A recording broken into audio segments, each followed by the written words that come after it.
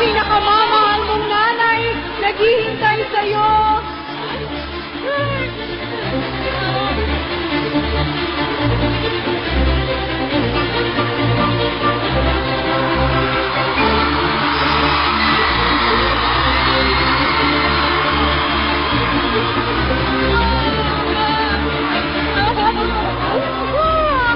Congratulations, Maymay!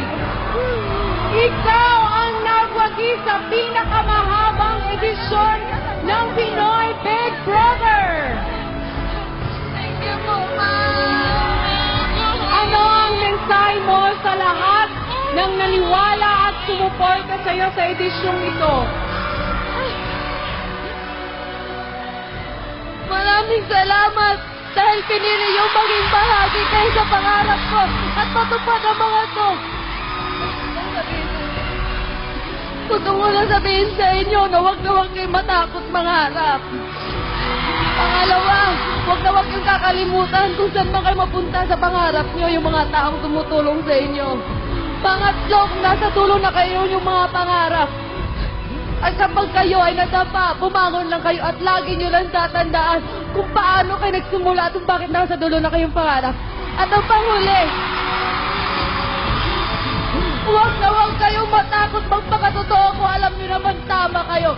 Dahil dyan kayo dadalhin ang inyong pangarap patungo sa inaasam nyong tagumpay. Maraming salamat sa inyong lahat. Magandang mensahe yan mula sa ating big winner. Maymay, ngayon naman, tanggapin mo ang iyong mga napanalunan mula kay Direk Lauren Jogi, Tito Cory Vidanes ng Camellia Homes and Von Dodge on Asian Tour Package. Oh my God! Congratulations!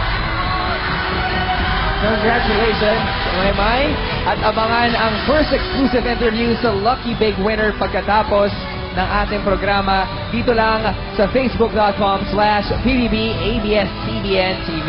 At sa pagkakahira nga ni Maymay bilang ating Lucky Big Winner, natapos na nga ang pinakamahaba at pinakamalaking edisyon ng Pinoy Big Brother so far! So far! Sa ngayon! At yes po, at hindi kami tatagal ng ganitong kahaba kung wala ang inyong suporta, mga kapamilya. Maraming salamat po!